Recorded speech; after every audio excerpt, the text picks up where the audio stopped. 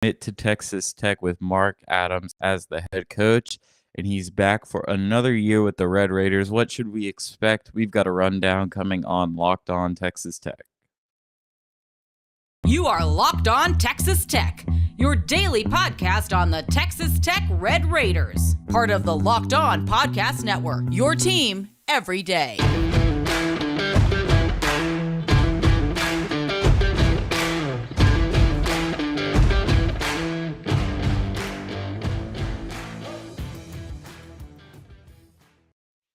Hello and welcome to Locked On Texas Tech, a member of the Locked On Podcast Network. Thanks for making Locked On Texas Tech your first listen every day. We are free and available on all platforms, including YouTube. Be sure that you go subscribe to our channel and like this video on YouTube if you have not already. I'm Ryan Mainville. I cover Texas Tech for the Dallas Morning News, and I'm joined by Emery Lida, a longtime Texas Tech analyst, writer, and podcaster. And today we are talking KJ Allen. I know that he's a dude that we spent some time talking about last offseason. Obviously, he was kind of the first guy in the fold for Mark Adams, and so he received a lot of attention from fans. Obviously, the Netflix thing drew a lot of popularity, and I think there was a wide range of expectations for him over the course of the season, but I thought that anything that was overly optimistic was probably a little too optimistic in terms of just what we saw at ELACC. And he's got some stuff, and we're going to talk about him today and his traits. But I mean, to play in 19 games last year, just under 2 points and 2 boards and about 8 minutes of play, it seems about right, and it seems about what I expected coming into the year, if not even a little more. I think that anything other than that would have been asking a lot of KJ Allen. And I know that he's like a Texas Tech Facebook favorite. The people over there love to call for more minutes from him, but I just think that the role that he had last season was exactly what he needed. And I think there's a route for KJ Allen to play more minutes, but as of right now, I think we got a little bit of a glimpse into who he is as a player.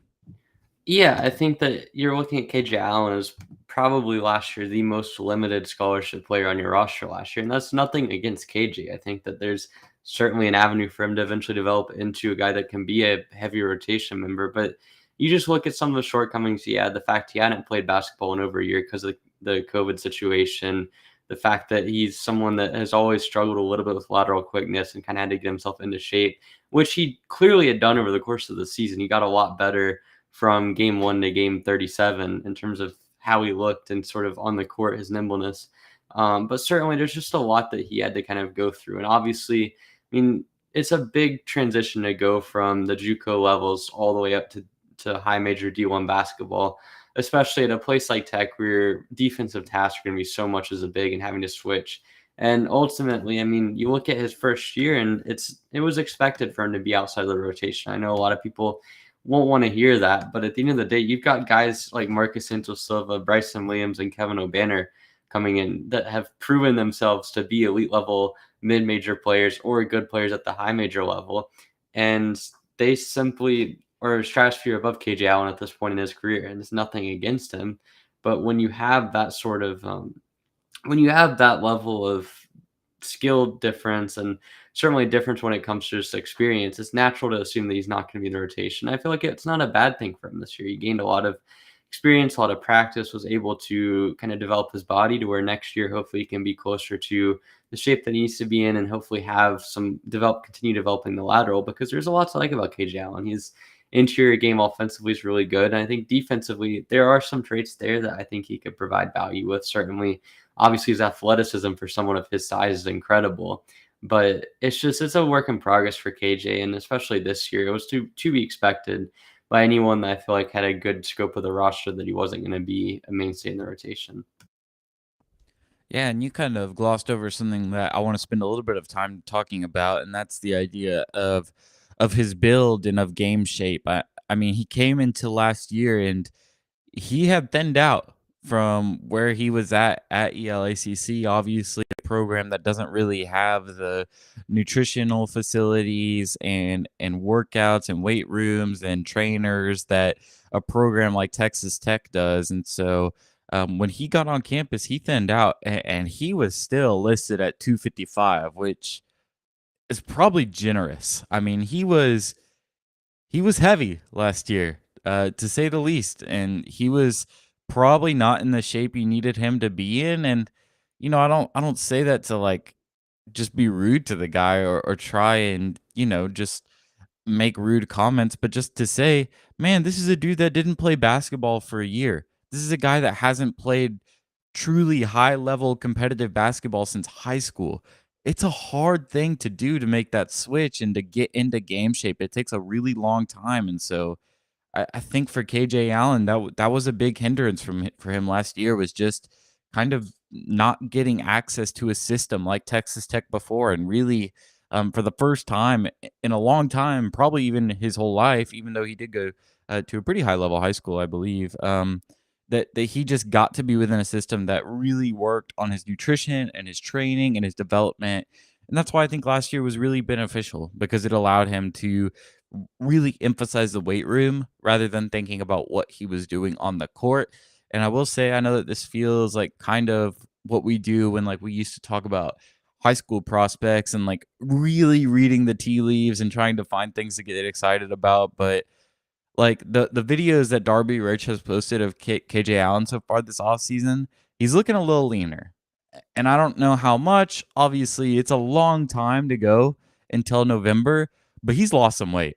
I would bet on that considerably. It looks like he's leaned out a little bit, and that's good news for KJ Allen. That's good news because I think part of his weight makes him explosive, but I think losing a little bit of that weight will help him get in the air more, get in the air easier, and it'll also help him move laterally on defense. And so, I hate talking about players' weights because I think like anybody that hasn't been in sports before, it feels really abrasive, and I get it, and like I get that it feels rude, but it's like it's a part of the game, and we got to talk about it. And I think it was a factor with KJ Allen, and so that's why we discuss it.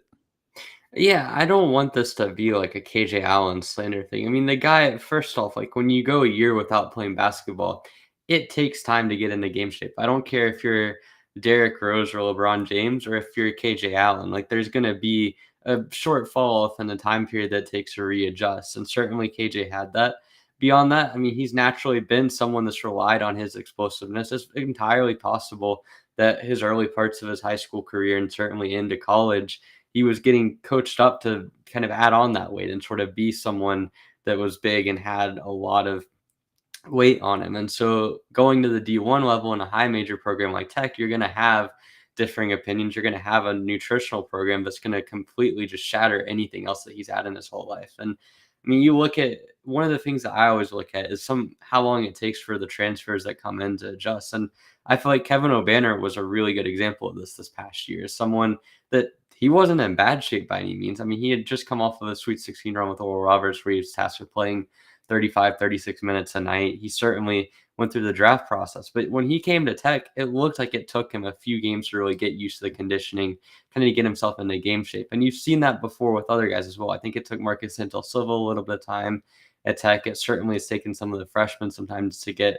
kind of their legs under them. So it's a natural part of the game. And with KJ losing the weight, like I don't think that it's something that he should be frowned upon for. I mean, it's just a part of life. And I think that you look at how he's able to improve his game. And certainly, I mean, I definitely think getting leaner and allowing him to kind of have some more quickness is going to help out his game. But it's a part of the process. Everyone at Tech has time that they're going to have to things that they're going to have to develop. And for in KJ's example, I really do think that kind of getting a little bit better into game shape, sort of having the nutritional program around that allows him to sort of develop for a full year, it's going to do wonders for him. And honestly, that was probably the biggest limitation for him this year. Was just simply wasn't quite in game shape that you would need for the bigs and tech system, and then it was going to take time for him to develop within the program from a skill standpoint as well. And both of those things can be addressed through another year in the system and another year of being with his coaching staff. And it's clear that he's made strides. I mean, you look at how his body's look compared to when he first came into Tech, and then some of the on-court stuff we saw. So there's a lot to like, and I think that you shouldn't take just the weight that he has a negative because it's all a part of the process.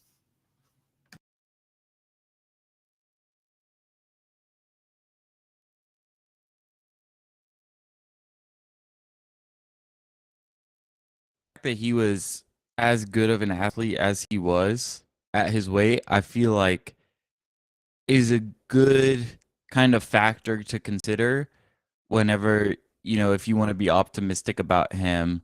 I feel like that's a good thing to kind of see and to project that, hey, this guy, he's got some weight on him, but he's still moving and he's still an athlete. And so if he can shed a couple of pounds, this is definitely something that could play into his favor. But I want to look back on some of his notable games over his first year at Texas Tech.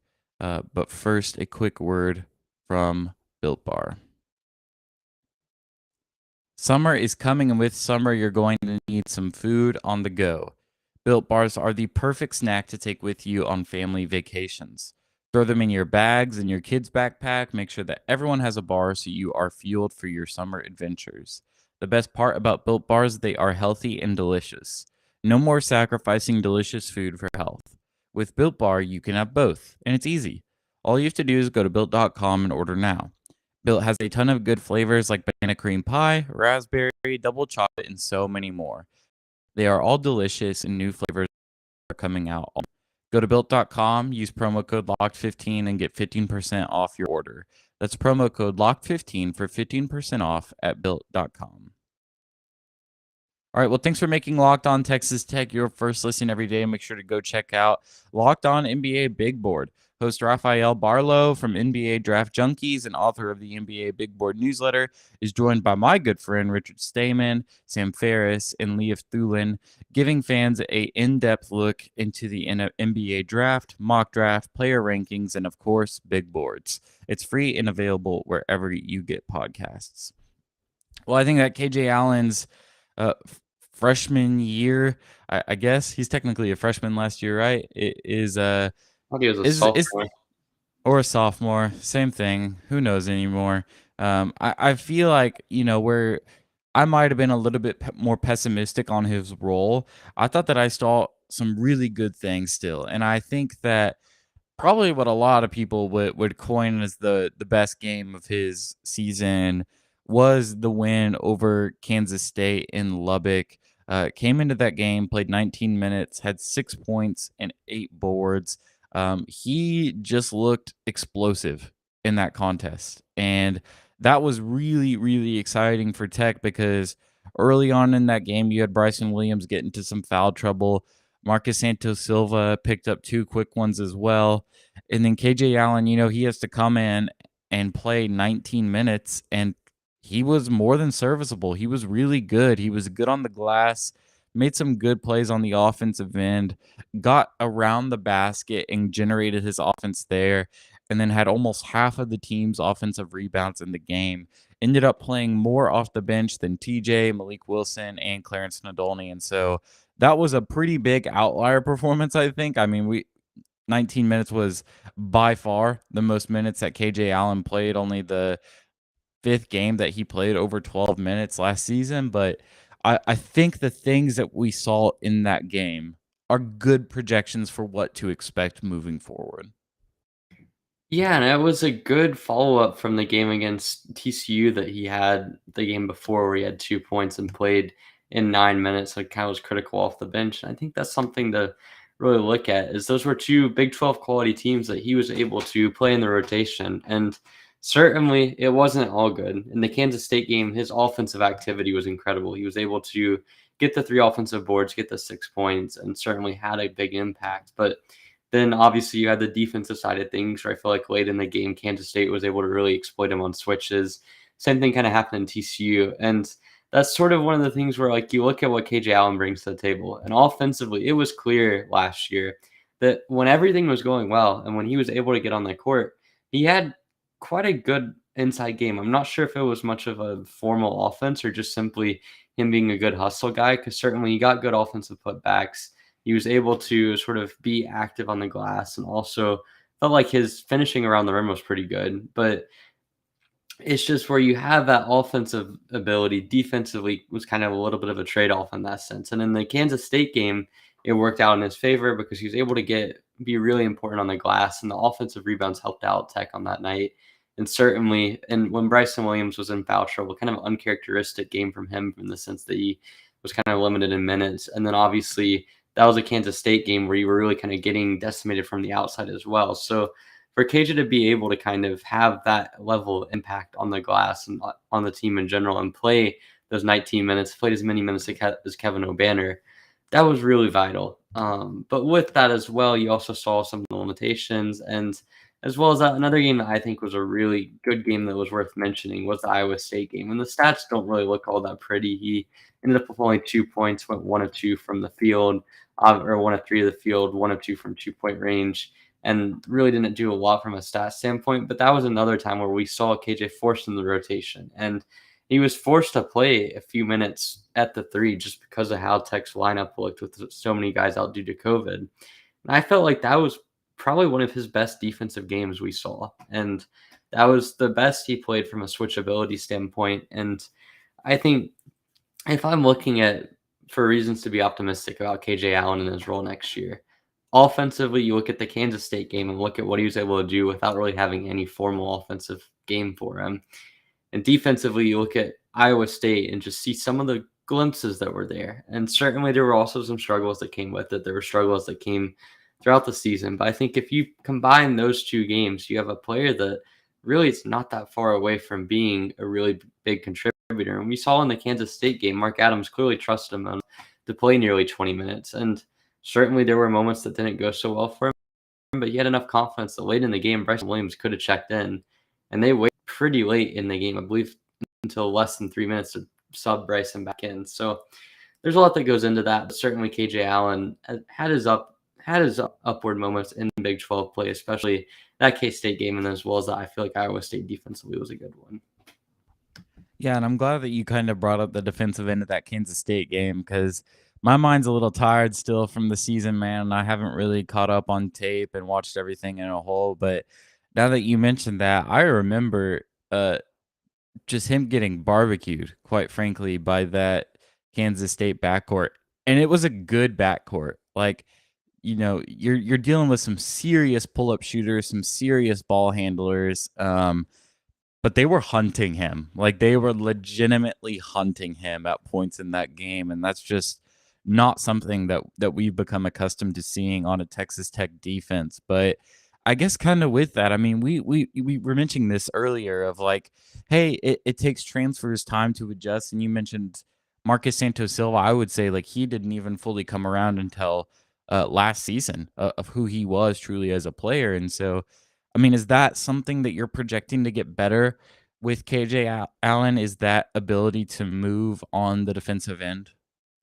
So there's two sides of it. I think he can certainly get better at moving. I will say just the way his body type is and the way that we've seen him move on tape, he does not strike me as someone that has the quick twitch ability that you generally see with bigs that are able to switch really well.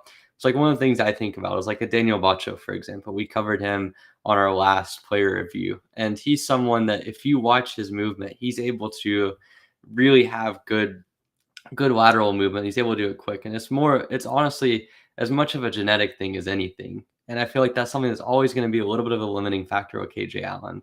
But there's certainly things that he can do to maximize what he already has. And certainly you see that he has the ability to lean out. We've already seen that's been a point of emphasis. That's going to allow him to move a little bit quicker. He can do more agility drills, continue with the whole year worth of strength and conditioning training. That's going to help out. I think that he's always going to be someone that's really got that kind of explosive type, and that he's more of a strength and sort of even vertical guy than necessarily a lateral mover. And with that, obviously, you have the quick twitch ability. You have the ability to kind of switch on a dime.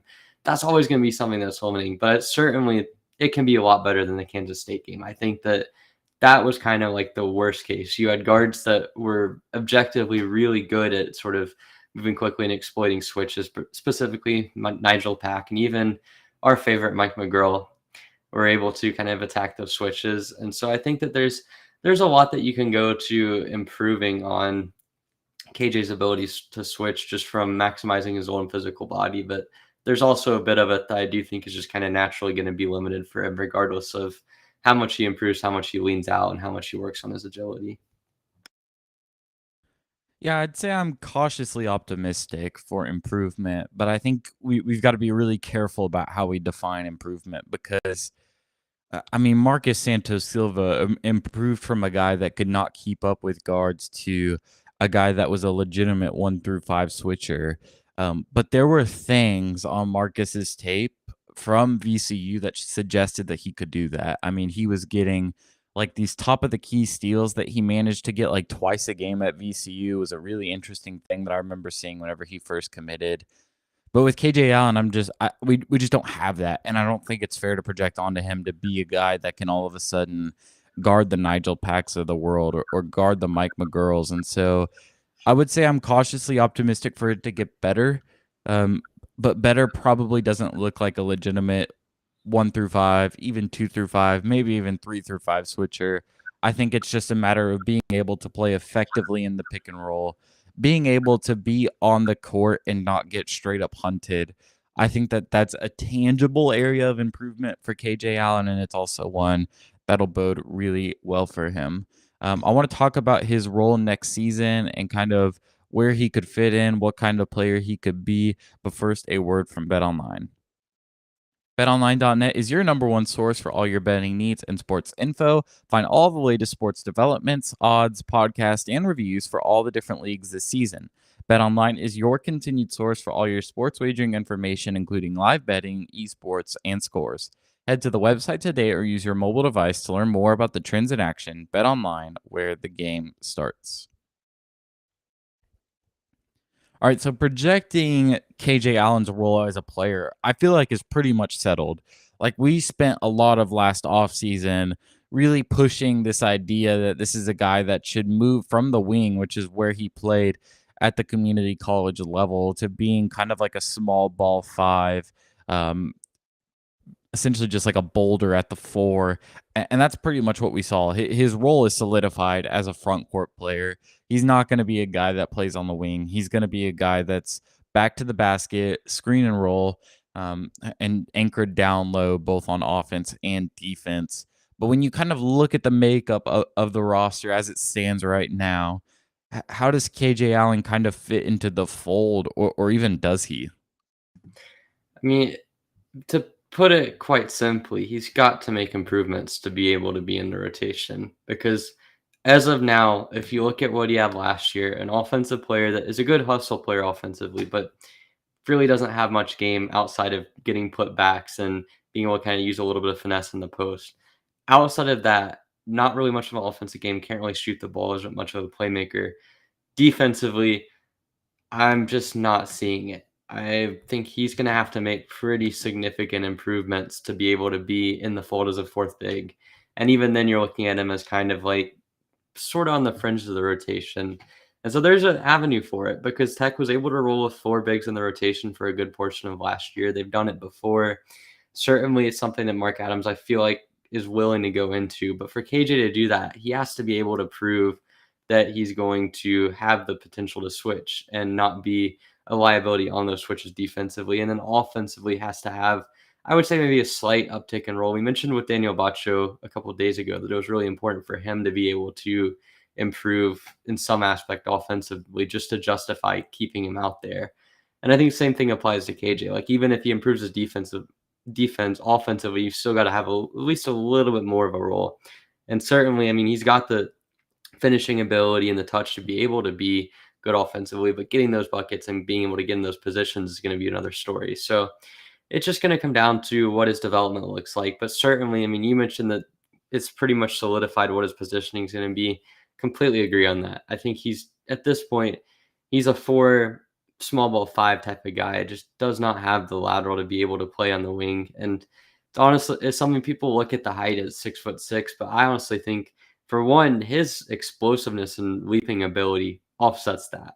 That's like I'm always a believer that in terms of front court players, size really doesn't matter in terms of height. But just looking at it from KJ's perspective in particular, he's someone that has so much burst and vertical ability that like it kind of offsets some of the pure height disadvantage. And from a strength standpoint, he's got the Marcus Santos Silva ability of not getting bullied around. So I think it's just going to come down. He's got a lot of development to do from a skill standpoint. I'm not entirely sold on it happening, but certainly there's an opportunity there. And I think that in the front court, being able to roll with 4 players is something that's going to work into KJ's favor.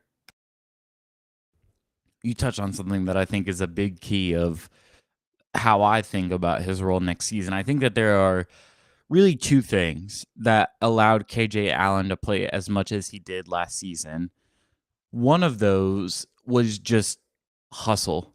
And like it's a word and an idea that gets tossed around way more often than it should in our circles. But KJ Allen is genuinely a dude that when he got checked in, you knew that he was going to work hard. I mean, those 8 boards in Kansas State were not, just gimmies. He was not stat padding. He was down there hustling for them and working for them. And that's something that's going to get rewarded by coaches. Coaches love that because usually it shows up. Like that's literally what first 2 years of Clarence Nadolny entailed, was a guy who just went out there and busted it for however many minutes he was on the court. And so I think that's one thing. But I think the other thing is just when Texas Tech needed an athlete, specifically an athlete with vertical athleticism, so a guy that can get into the air, probably their best option was KJ Allen, which feels crazy because there were some jumpers on the team last year. Like you had Adonis Arms, who was nuts. You had TJ Shannon, who was really good. But KJ Allen, I mean, we talked about it with his size and stature. He just brings something to the table that not a lot of other people have. And so I feel like that really helped him earn those minutes. And then I think looking at next year's roster, that's difficult to be confident about because that's Robert Jennings. Like that's Robert Jennings' game in a sense, and that's really the most projectable and solidified skill for Robert Jennings at this point in his career is his ability to just get in the air and run to the rim and make buckets there. And so I think that gets a big hit to KJ Allen's projectable playing time just because you've got, in my mind, a better athlete than him. And like it sucks to say, and there's obviously an avenue where KJ Allen could change that, but it's gonna be an interesting situation to watch between those two. Because if Jennings can pick up on the scheme, especially the defensive scheme, pretty quickly, then he's gonna take those minutes. But there's certainly an avenue where KJ Allen is still the athlete that he is, gets a little bit leaner, adds some versatility on the defensive end, gets used in the pick and roll a little bit more, and he finds himself, playing 8 to 7 minutes for 20 games over the course of the season. I would not project a big increase in his numbers. Like, I don't think he's a guy that you can pencil in a couple of spots higher in the rotation than where he was at last year, but certainly very attainable areas where he can improve and put himself in a better position for minutes. I feel like it's an uphill battle at this point.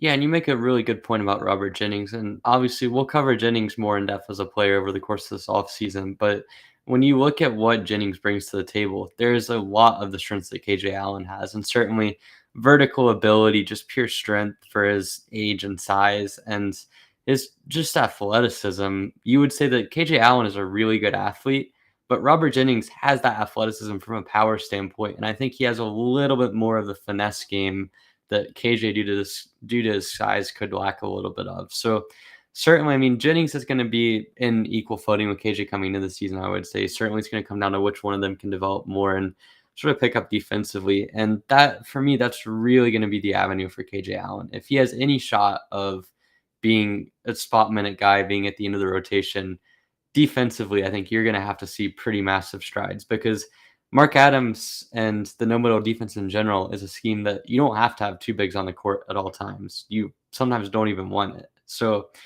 they're more than comfortable to run into the season with 3 bigs in their rotation. And you're going to have Kevin O'Banner and Fardell's Amac as your top 2 bigs. And you're going to have Daniel Bacho as a 3rd big, who's already showcased his ability to be a positive player at a high major level. You don't need the other 2 guys to make the rotation. There's a complete world where Jennings and Allen are both getting DNP CDs for 20, 25 games of the season and it not be a surprise. And so for KJ to make any improvement, he has to give Mark Adams and the staff a reason to play him. And certainly the hustle goes a long way. Coaches love to see that. It might get him a little bit of spot minutes, but defensively, there's a lot of work to be done there. I think both from a schematic standpoint and a mental standpoint, as well as just improving the lateral, like we already mentioned. And we'll see if it happens. I mean, certainly if it does, if KJ can make those improvements and show out over the course of the offseason, could easily see him get spot minutes and maybe a back end spot on the rotation. I'd have a hard time seeing him being more than the fourth big in a four big rotation for Tech, but anything can happen. And I mean, KJ's a player that has some value in him just because of his hustle and because of his sheer athleticism. But it'll be interesting to see because certainly him and Jennings have a lot to improve on. And I think they're probably the two most raw players on scholarship at Tech. So we'll see. Certainly, I mean, KJ Allen is a guy that has developed a lot, I would say, from a body standpoint, obviously shedding a lot of weight since he got to Tech. And we did see some improvements on him over the course of the year. Like I couldn't imagine him being able to play 19 minutes against Kansas State at the start of the season. And we saw that in late February, but still a lot of improvement to be had. And it's one of those things where I guess we'll just have to wait until the start of the season to really see if he's able to crack the rotation or at a minimum, at least get a little bit more spot minutes next year. Yeah, and with that, I believe that's all of our player performance reviews for the 2021 and Skipping 22 Buzo, season. unfortunately. Oh, except for Buzo, man. But he's gone. Returners, I should say. Returning reviews. Unfortunately, Buzo not back in the scarlet and black, but wish him all the best at Boise State. There are a couple of guys on the roster that we have not provided breakdowns for. One of those is Demarion Williams, who we'll have in the next couple of days. And then we haven't talked about the freshmen. I just realized that whenever you mentioned or whenever we were talking about Jennings. So we'll have something on them in a couple of weeks, but maybe we should hold off on those just in case the freshman class isn't done quite yet. But thanks for making this KJ Allen episode your first listen every day. Follow us wherever you get podcasts. Subscribe to our YouTube channel. Give this video a like. Go follow Emery on Twitter. Show him some love at Eraser41. Follow the official Locked On Texas Tech Twitter page at Locked On TTU. And then be sure to just leave us a review, subscribe to our feed, and leave us a like on YouTube. Thanks for making Locked On Texas Tech your first listen every day. And make your second listen Locked On Big 12. Get all your daily Big 12 news in less than 30 minutes with Big 12 expert Josh Neighbors. Emery was on there yesterday, so check that one out as well. It's free and available wherever you get podcasts. Thanks for joining us. Have a great weekend, and we will see you